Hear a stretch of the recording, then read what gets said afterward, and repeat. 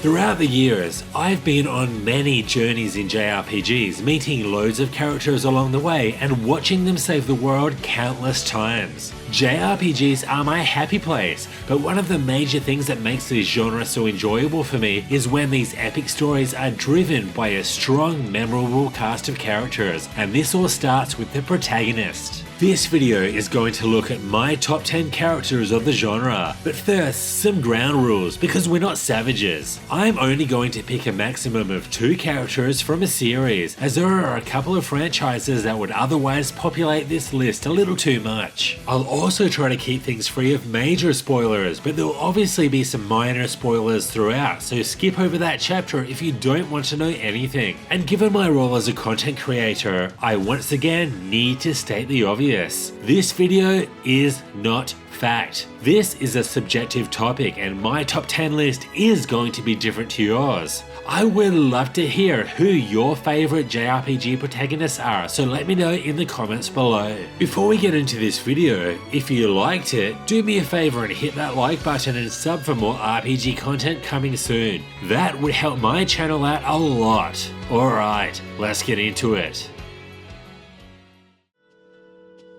To start with, I'm going with one that you probably wouldn't be expecting. There are so many amazing characters in the Suikoden universe, but the protagonists from the other games fall short due to being silent protagonists. Suikoden 3 is unique, where there are 3 main protagonists that you can switch between before deciding on one to proceed with for the rest of the game. And out of Chris, Hugo, and Geto, it is definitely Geto. Despite having a quiet personality and coming off as unsociable and a bit of a loner, Geto is the commander of a mercenary unit. He is full of mystery and rarely talks about his past, yet he still has the complete trust and respect of all of his comrades. Something that I love about Geto is that he's the wielder of the true lightning rune. This rune grants exceptional power in battle as well as agelessness, and if you know anything about the Suikoden series, you'll know that this is a pretty big deal. Learning about his past and uncovering all of his mysteries was a treat, and this makes Geto worthy of taking out number 10 on the list.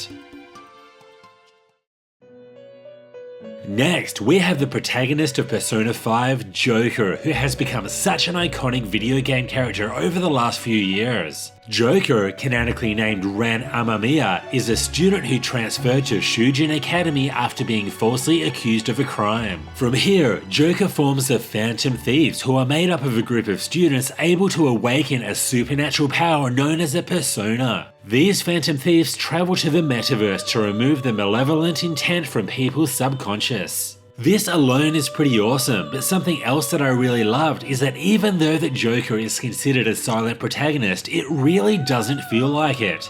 The reason for this is due to the insane amount of dialogue options that you're given, the fact that you can hear what Joker is thinking, and the game's focus on creating and developing relationships with loads of other characters. Since its release over 7 years ago, Joker has also appeared in a load of Persona spin-off titles, an anime, and even became a character in Super Smash Bros. Ultimate.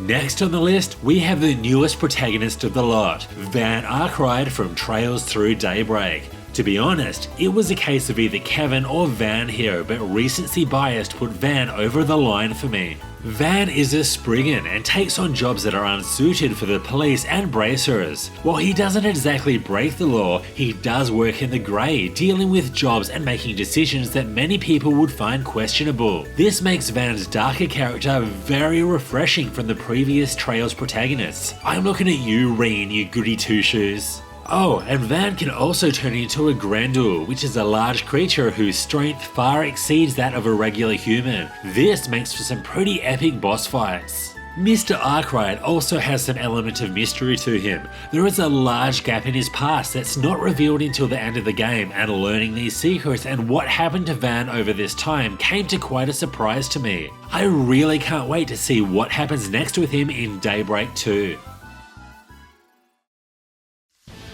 And at number 8, we have our first female protagonist on the list, introducing Velvet Crow from Tales of Berseria. Velvet's story is a journey for revenge, and I loved every second of it. Velvet used to live the quiet life with her little brother Lafayette and her brother-in-law Artorias. These three had a great relationship, but this all changed when Artorias murders Lafayette in front of her eyes. This negative energy consumes her, causing her to turn into a demon and slaughter everyone in the village. Artorias then throws her into a dungeon where she's forced to feed on other demons to survive. Here, she has only one thing in mind: revenge. And 3 years later, she finally gets her chance after breaking free from her jail. I love playing as darker, flawed characters in my JRPGs, and Velvet definitely fits this bill, especially during the earlier parts of the game where she'll sacrifice anything to get what she wants. I also love Velvet's ragged, sexy visual design, and her ability to turn into a demon creates some amazing moments throughout the story. Velvet Crow, you rock!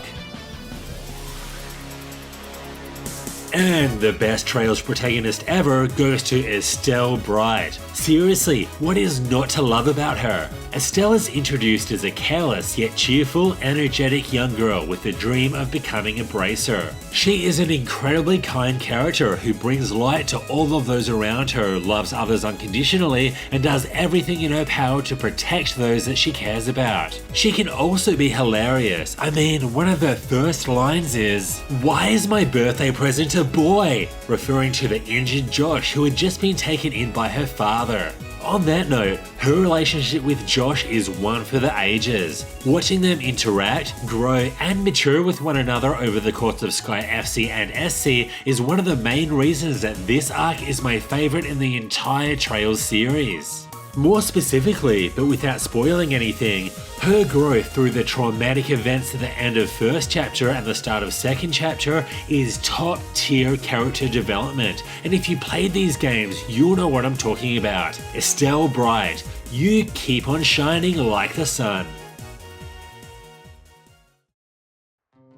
Cloud Strife. He's gotta make the list, right? I mean, he's probably the most iconic JRPG protagonist of all time, and for good reason. Cloud's journey is one that most of us have experienced many times. He's a cocky, arrogant member of the elite fighting force known as Soldier. Cloud is not the easiest person to get on with, as he often comes off as disinterested and cold, only caring about getting the job done. Sounds like a jerk. Yeah, he is a jerk, or was a jerk. It's Cloud's epic journey of self-discovery that makes this character so special. Learning the truth about himself and his crazy past is an absolute roller coaster, and seeing him try to deal with all of this is what makes Cloud such an interesting character. That and his Buster Sword. Having such a ridiculously oversized weapon that no person could humanly carry around, let alone fight with, is so cool. I also love how we're getting more Cloud in the remake trilogy. With the way the Rebirth concluded, I am so excited to see how the finale is going to deal with Cloud's character arc from the OG game. If there was an award for the most crazy, complex backstory, then Fei Fong Wong from Xenogears would definitely take the cake. Fei secures spot number 4 on the list, not necessarily because of his personality, but instead because of his epic journey and all of the surprises along the way. Now, I know that not everyone's a fan of the amnesia plot device, but Fei is an example of it done right. At the start of the game, Fei appears to be a kind, ordinary young man with no memory of his past prior to arriving at the village of Lahan. As the game progresses, Fei learns more about himself, including his multiple personalities that were born from the trauma that he suffered as a child. Learning the truth behind Fei and why he turned out the way that he did creates some absolutely mind-blowing moments. This is one of the major reasons why many gamers consider Xenogears to tell the best story in video game history. If you haven't experienced Fei's journey, then you are absolutely missing out. The next protagonist on the list is loved by many, but also hated by some. I am talking about Squall Leonhardt from Final Fantasy VIII. The first thing that stood out to me about Squall was his appearance. His black attire with woolen lined jacket looks awesome, but it's the gunblade that he wields as a weapon that really takes the crown here. He's also the best looking guy here, so he's got that going for him too.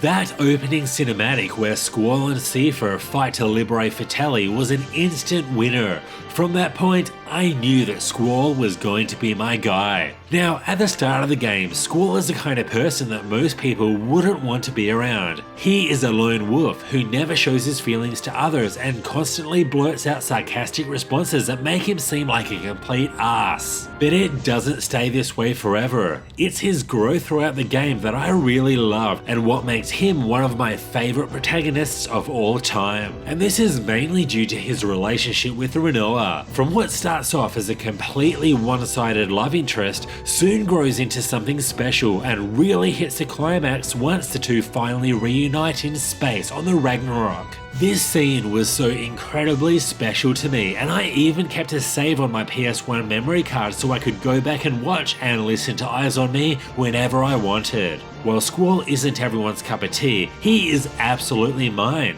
I like my tea with a lot of Squall and a little bit of whatever sprinkled on top.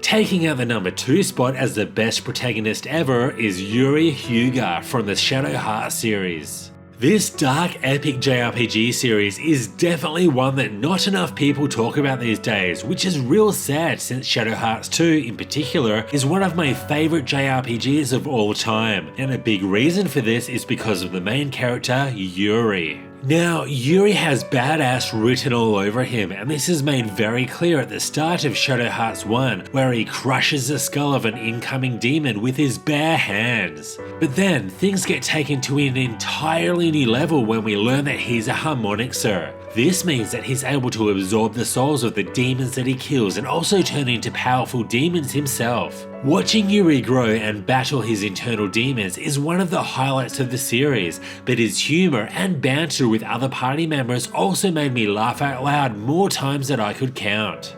The Shadow Heart series may be dead, but Yuri, you will never be forgotten.